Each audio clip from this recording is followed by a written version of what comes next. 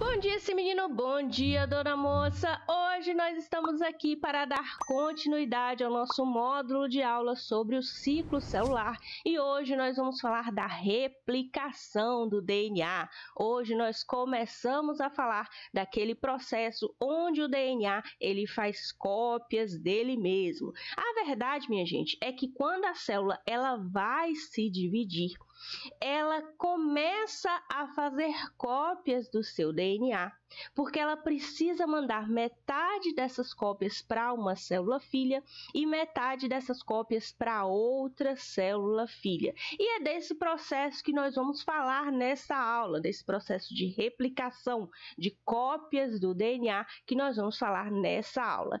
Mas antes da gente começar a nossa aula de fato, eu preciso recomendar a você que assista a nossa aula de ácidos nucleicos. Se não assistiu ainda, que assista a nossa aula de ácidos nucleicos, porque é muito importante para a compreensão do que nós vamos falar hoje. Mas de uma maneira geral, assim, muito resumidamente, né, sobre os ácidos nucleicos, nós podemos falar que existem dois tipos dessa molécula. Existe o DNA, que é onde está a nossa informação genética, é aquela molécula que tem duas fitas, né? A gente diz que ele é de dupla fita ou dupla hélice, que forma grandes moléculas. E um outro tipo de ácido nucleico é o RNA, que geralmente ele forma moléculas menores, é quem vai lá no núcleo ler o que o DNA está dizendo para executar aquelas tarefas, ok? Além disso, minha gente, tanto o DNA como o RNA, eles são formados por nucleotídeos, eles são formados por blocos menores que nós chamamos de nucleotídeos. E esses nucleotídeos são formados por blocos menores ainda, que são um fosfato, uma pentose e uma base nitrogenada. Essas bases nitrogenadas, minha gente, elas apresentam complementariedade entre elas, de forma que elas sempre se ligam ali, ó, de forma complementar. Ok? Uma coisa que é muito importante da gente falar sobre o DNA é que ele tem a capacidade de fazer cópias dele mesmo. Ele tem a capacidade de replicar-se. E é sobre a replicação que nós vamos falar hoje. Mas eu já adianto a vocês que, dado, né, ao tamanho desse conteúdo, a extensão do conteúdo, essa aula vai ser dividida em duas partes. E hoje nós teremos a primeira parte, mas vamos lá então. Então, minha gente, aqui nós temos, né, uma imagem, uma figura aí da molécula do DNA, que foi aquele modelo lá proposto por aqueles cientistas chamados Watson e Crick. Em 1953, eles propuseram esse modelo.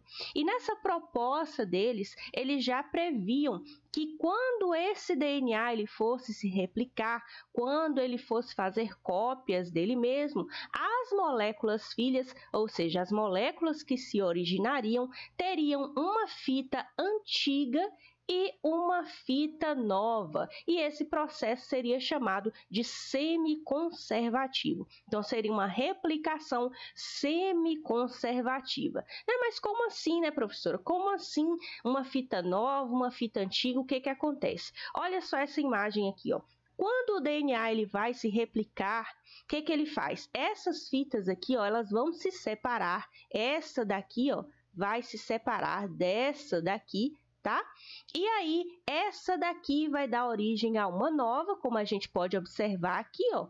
E essa outra aqui vai dar origem a uma outra nova, como a gente pode observar aqui nessa imagem. Então, a gente observa que as moléculas filhas, elas têm uma cópia, uma fita antiga, aqui representada em azul mais escuro, e uma fita nova aqui representado em azul mais claro. Por isso esse modelo é chamado de semiconservativo, ou seja, as moléculas resultantes, né, depois da replicação, as moléculas resultantes, elas conservam uma das cadeias da molécula mãe, tá?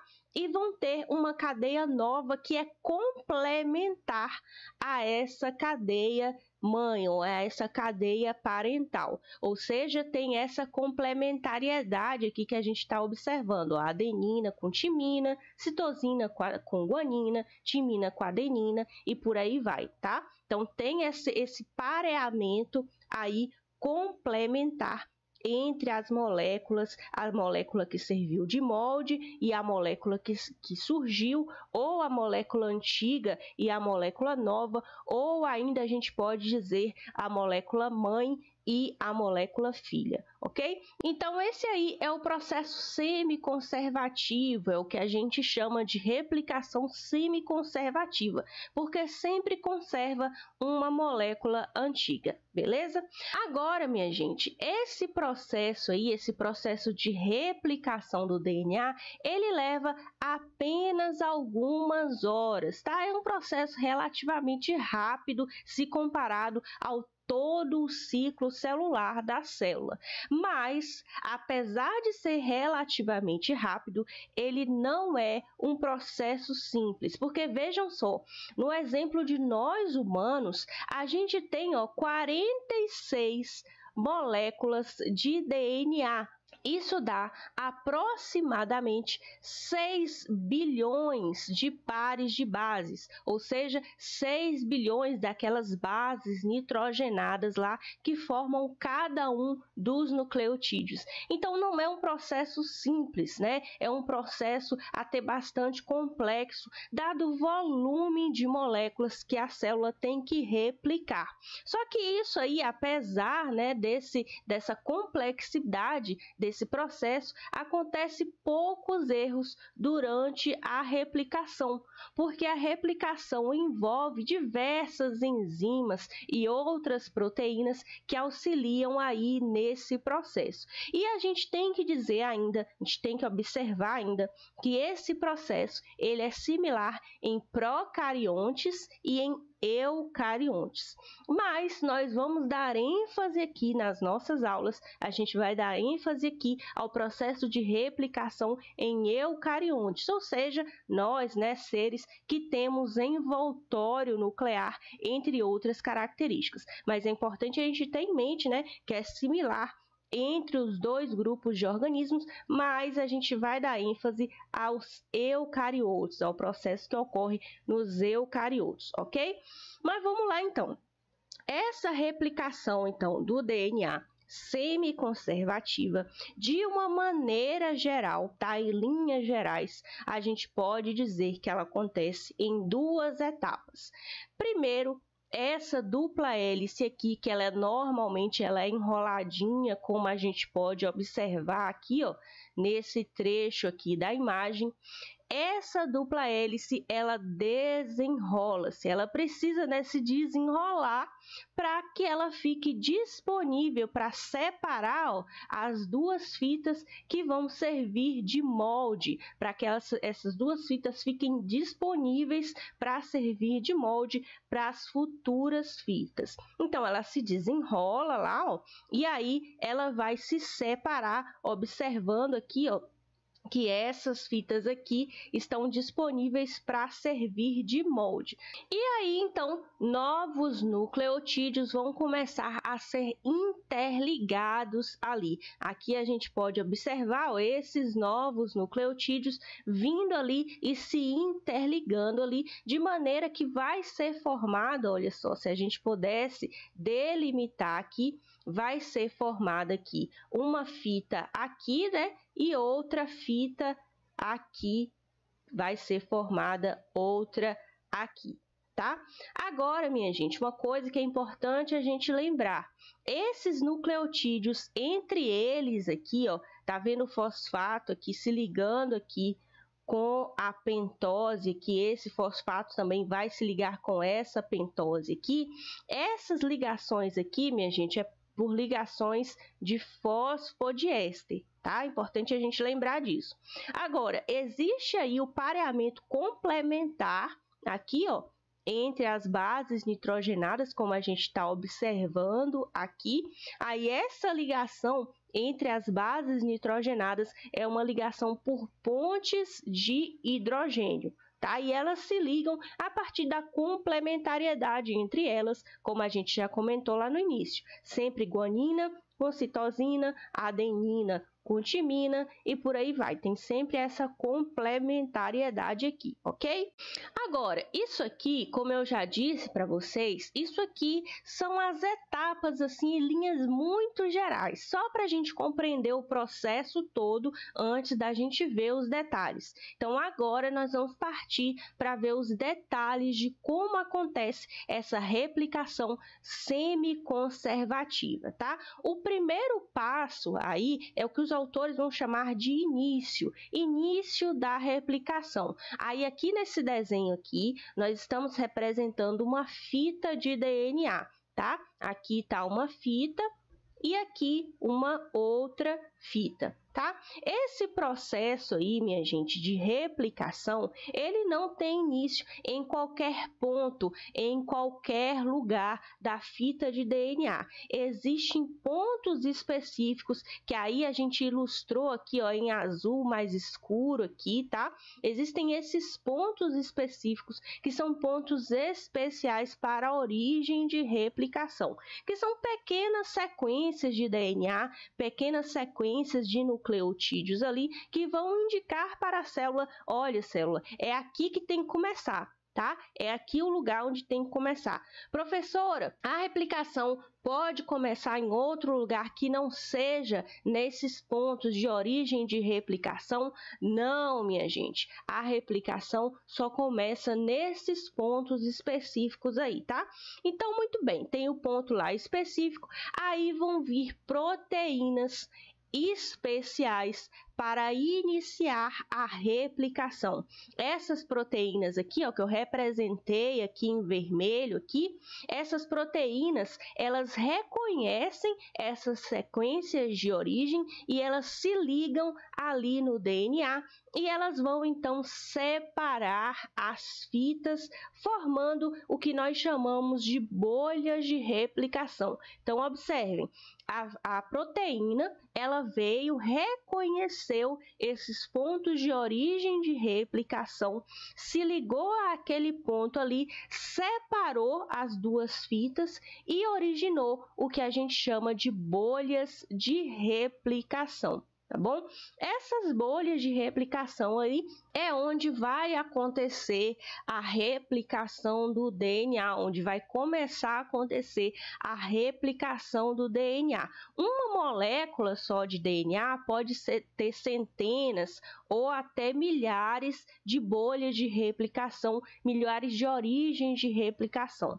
Aí a molécula ela vai ter várias bolhas ali. Essas bolhas podem se fundir, formar uma única grande bolha, e isso aí vai acelerar a cópia da molécula do DNA. Porque essa molécula, minha gente, essa única molécula aqui, ela vai ser toda copiada, ela vai ser toda replicada. Apesar de ter um ponto específico de origem dessa replicação, ela vai ser toda replicada. Então, muitas vezes essas bolhas elas vão se fundindo ali até fazer uma única bolha, replicando ali a molécula inteira. E aí essa replicação ela ocorre em ambas as direções, tá? Elas vão ocorrer ali tanto nessa direção aqui que a gente observa, como nessa daqui, até que toda a molécula seja copiada, até que toda a molécula seja replicada. Tá bom?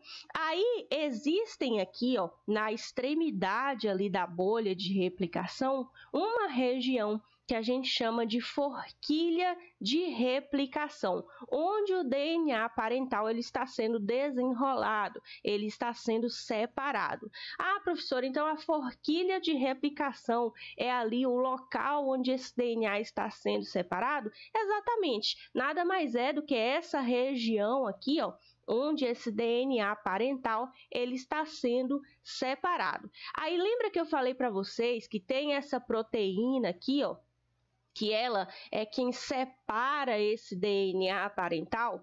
Essa proteína, minha gente, vamos dar nome aos bois. Esta proteína chama-se helicase, tá? São as helicases, então, que desenrolam o DNA, que fazem ali um processo de desnaturação dessas fitas de DNA, tá? Para separar essas fitas de DNA, essas fitas que a gente chama de parentais, e torná-las disponíveis para a cópia. Então, são as helicases que fazem aí esse processo. Existem ainda outras proteínas que a gente chama de proteínas de ligação à fita simples, que são proteínas que mantêm essas fitas separadas. Porque vejam só, como eu falei para vocês, existe a complementariedade entre as bases nitrogenadas. Cada uma dessas fitas aqui de DNA são formadas por vários nucleotídeos, não é verdade? E esses nucleotídeos têm as bases nitrogenadas que têm complementariedade entre elas, formam pontes de nitrogênio entre elas. Então, eu tenho, por exemplo, eu tenho uma aqui e outro aqui, que tem complementariedade entre elas aqui. Vem a helicase e separa elas. Elas não gostam de ficar separadas, minha gente, porque elas têm essa complementariedade. Se não tiver essa proteína de ligação à fita simples para mantê-las separadas, elas vão se ligar de novo, porque elas não gostam de permanecer separadas. Então, a gente precisa dessas proteínas de ligação à fita simples, ok? Então, tenham isso em mente. É a helicase que faz a separação das fitas para que elas fiquem disponíveis para que as cópias sejam feitas. E existem ainda as proteínas de ligação à fita simples que mantêm elas separadas, senão elas se ligam de novo, beleza? Mas então, vamos em frente. Aí, minha gente, olha só, uma coisa que a gente precisa pensar é que conforme a helicase aqui, ó, conforme essa helicase, ela vai abrindo ali a fita de DNA, ela vai desenrolando ali a fita de DNA, vai aumentando a tensão nessa região aqui do DNA. Porque o DNA, minha gente, ele é enrolado, ele é enroladinho ali, ele é uma hélice, né? Ele é uma dupla hélice, como a gente costuma dizer. Então, conforme a helicase ela vai abrindo aqui, ó, vai enrolando mais ainda essa região aqui, aumentando a torção dessa região aqui. E isso aqui poderia ser um impeditivo para que continuasse a replicação do DNA. Aí, então, vem uma outra enzima que a gente chama de topoisomerase, ou alguns autores também vão chamar de girase, que vão diminuir essa torção, vão diminuir a tensão nessa região aqui, para que a helicase ela continue abrindo ali o DNA. Ok? Então, eu tenho a helicase, que é quem faz essa abertura das fitas do DNA para que elas fiquem disponíveis, e eu tenho a topoisomerase, que é quem diminui a torção, diminui a tensão nessa região aqui do DNA. Ok? Muito que bem, então, minha gente. Uma vez que a gente teve a ação de todas essas enzimas, essas proteínas aí, a gente vai ter o início da replicação de fato do DNA. Agora, esse início, ela pode se dar de qualquer maneira? Chega qualquer nucleotídeo ali, se liga, tem problema nenhum? Não, minha gente. A replicação do DNA, como eu falei para vocês, não é um processo simples, é um processo complexo e envolve diversas enzimas. Nesse caso aqui, ó, vai vir uma sequência que a gente chama de sequência iniciadora para se ligar ali, para aí sim, de fato, começar o processo. Como é que é o nome dessa sequência iniciadora? Oligonucleotídeo iniciador, ou também chamado por alguns de primer, tá? Oligonucleotídeo iniciador ou primer. Aí, se a gente olhar aqui, ó, se a gente olhar essa fita de DNA mais proximamente, com mais cuidado, a gente vai ver isso aqui, ó, a fita molde, então, aqui, que é essa parte aqui, né, que está aberta, e essa sequenciazinha aqui em verde, ó, é esse oligonucleotídeo iniciador. Ele vem, então, se liga ali à sequência molde para dar início. Esse oligonucleotídeo iniciador, ele é uma fita simples curta de RNA, tá? E ele é sintetizado por uma enzima chamada primase. É essa primase que sintetiza esse oligonucleotídeo iniciador para dar início à replicação do DNA. Então, ele vem ali, se liga ali na fita molde e aí sim pode-se ter início à replicação do DNA. E quem vai fazer essa ligação dos outros nucleotídeos ali é uma outra enzima chamada de DNA polimerase, tá? Essa DNA polimerase, então ela vai catalisar a síntese do novo DNA, adicionando ali nucleotídeos à cadeia pré-existente. Em nós eucariotos, minha gente, existem pelo menos 11 tipos de DNA polimerase já descritas.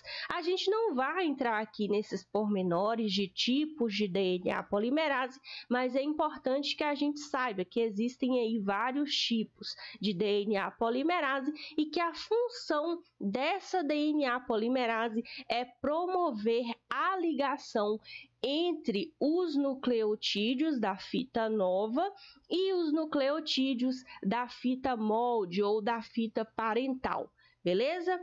Muito que bem, então, a DNA polimerase, então, ela vai encontrar o oligonucleotídeo iniciador ali, né, que é essa sequência que está representada aqui em verdinho, ó. Uma vez que ela encontrou esse oligonucleotídeo iniciador ali, ela começa a adicionar os nucleotídeos complementares à fita molde. Se a gente puder olhar aqui, ó, com mais calma, com mais cuidado, olhar mais de perto, a gente vai ver uma coisa mais ou menos assim.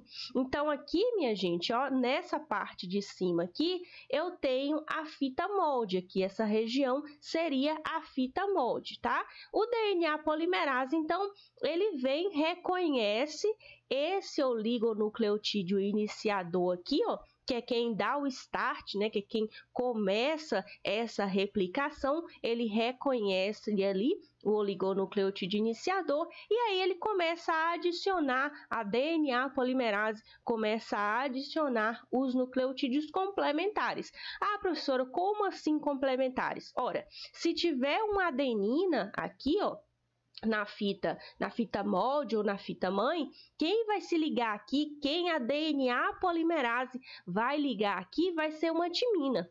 Se na fita mãe ou na fita molde tiver uma citosina aqui, ó, quem a DNA polimerase vai ligar com ela aqui vai ser uma guanina. A DNA polimerase lê lá, opa, citosina, vem cá, guanina, é você que se liga aqui.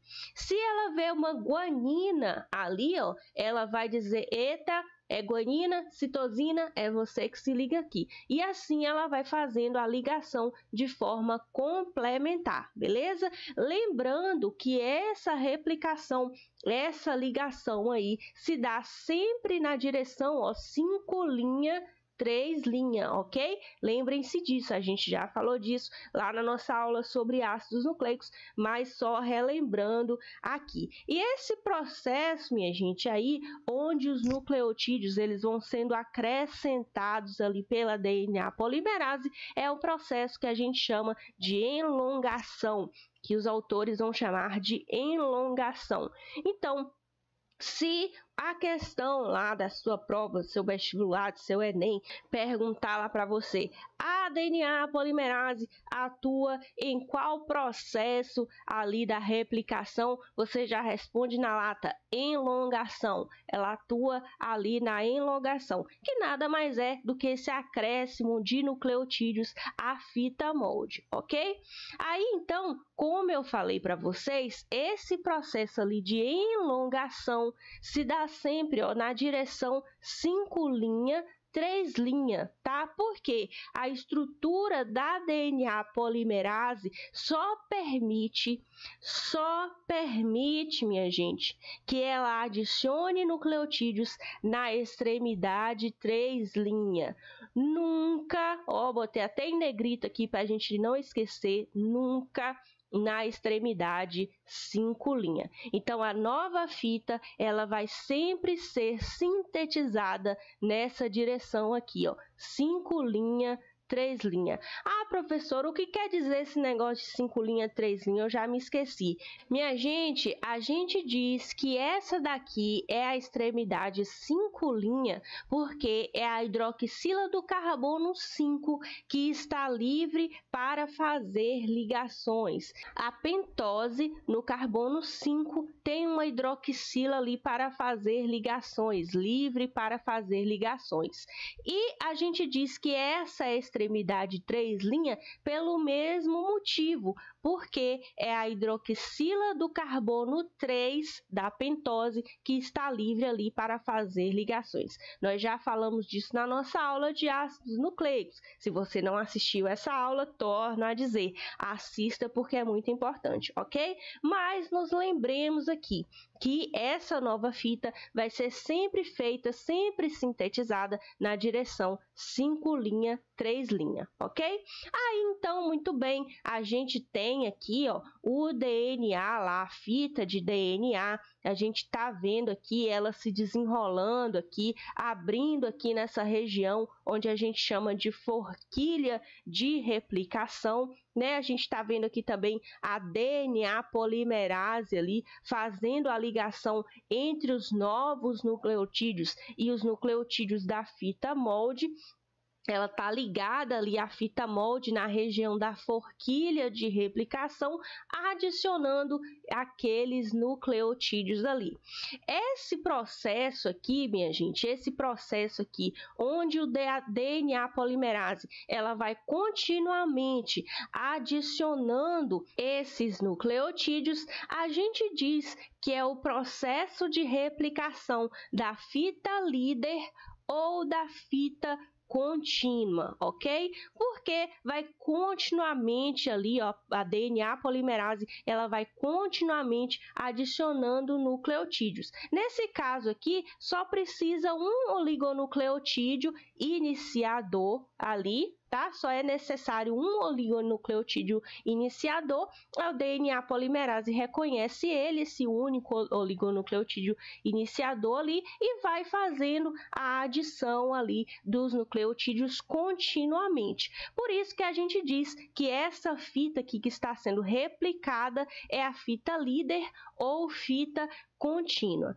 Agora, do outro lado, a gente tem também, né? A gente vai ter, eu falei para vocês lá que essa replicação vai se dar nas duas direções. Então, do outro lado, a gente tem também a replicação do DNA pela DNA polimerase. Só que nesse caso, como é sempre, ó, no sentido 5', 3', nesse caso é preciso que se dê no sentido contrário, é preciso que se dê neste sentido aqui.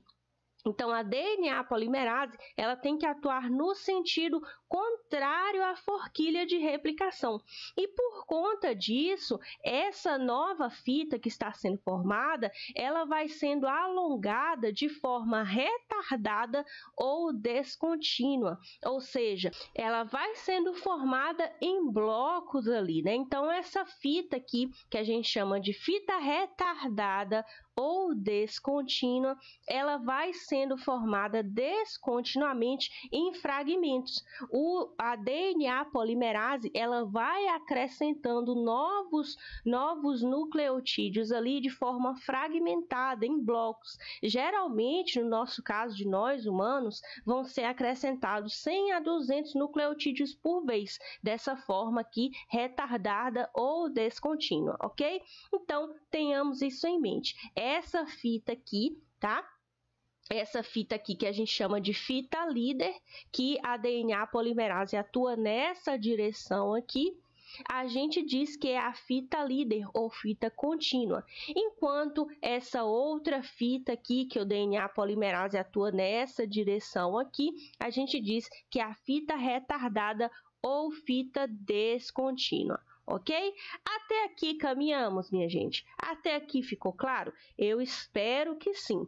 Então, a gente teve lá, né, todo o processo de replicação do DNA, formou-se novas fitas aí de DNA. A gente observa aqui nesse desenho, ó, a fita parental ou a fita molde e a fita nova que foi formada ali com seu oligonucleotídeo iniciador ali. E uma vez que isso aconteceu, uma vez que foi formada aí as fitas novas, a DNA polimerase, que é a enzima DNA polimerase, ela vai se soltar ali, se liberar dessas fitas que foram formadas. Agora, uma coisa que vai acontecer é que esse oligonucleotídeo iniciador, ele vai precisar ser removido ali da molécula nova que foi formada. Aí, o que vai acontecer? Será que ele vai ser substituído? Será que vai ficar aqui esse pedaço aqui esquisito, né? Um pedaço ali de fita simples? Será que isso que vai acontecer? Ou será que o DNA ou a célula, não sei, vai remover esse pedaço aqui, cortar um pedaço do DNA? Será que isso é possível? Pensem comigo, será que a célula ela vai simplesmente cortar um pedaço do seu DNA? E se tiver um gene de extrema importância para ela naquele trecho ali, como é que vai ser? Essa pergunta, minha gente, é uma pergunta para a nossa próxima aula. Na nossa próxima aula é que a gente vai responder essa pergunta. Sim, vou deixar vocês na curiosidade até a parte 2 da nossa aula. E agora, como sempre, para terminar, vamos fazer um exercício. E é uma questão lá da Faculdade de Ciências Médicas da Paraíba que caiu em 2016 e nos diz o seguinte: MVPT, que é só, né, as iniciais de uma pessoa, para não revelar quem é a pessoa, feminino com 33 anos de idade, procurou o ambulatório de otorrinolaringologia do Hospital Universitário Lauro Vanderlei da Paraíba com queixa de odinofagia, que é dor de garganta, e febre há um mês. Durante a anamnese, mostrou-se bastante prostrada e ansiosa com a persistência das suas queixas. O médico prescreveu o quimioterápico ciprofloxacina de 12 em 12 horas por 10 dias. Essa droga apresenta como mecanismo de ação a inibição da enzima topoisomerase, denominada girase. Assim, pode-se afirmar que essas drogas... Aí, minha gente, agora é o momento da nossa aula que você dá pause aqui, tenta responder por si só e depois retorna para ver a resposta. Deu pause? Então, vamos lá agora ver a resposta. Veja só, aqui, né, ele vem descrevendo todo o quadro dessa pessoa aqui de MVPT, tá? Diz que ela está bastante prostrada. A pessoa prostrada, minha gente, para quem não sabe, é quem não tem ânimo para nada, né? Quem está desanimado, bastante ansiosa. E aí o médico receitou esse quimioterápico aqui, de um nome bem esquisito, de 12 em 12 horas. Agora, o mais importante dessa questão aqui, ó, é esse trecho aqui, onde ele diz que é uma droga que vai inibir, tá? Vai inibir a enzima chamada topoisomerase ou girase. Minha gente, a gente falou dessa enzima aqui. Essa enzima é aquela que diminui a torção lá do DNA. Quando a helicase está abrindo o DNA, ela vai diminuindo lá a torção. Aí só por aqui, ó, a gente talvez já consiga responder essa questão. Vamos lá ver, ó. Letra A. São drogas antimicrobianas que agem inibindo a síntese da parede celular bacteriana? Não, né, minha gente? Síntese de parede celular, não. Essa topoisomerase aqui, ó, está relacionada com a replicação do DNA, tá? Letra B, são drogas antimicrobianas que agem inibindo a síntese da membrana plasmática? Também não, essa enzima também não tem a ver com membrana plasmática. São drogas antimicrobianas que agem interferindo na síntese de proteínas? Também nada tem a ver com síntese de proteínas. São drogas antimicrobianas que afetam a replicação do RNA? Também nada tem a ver com replicação do RNA. E além disso, RNA ele não sofre processo de replicação. Quem sofre processo de replicação é o DNA, tá? Então, essa daqui também não é.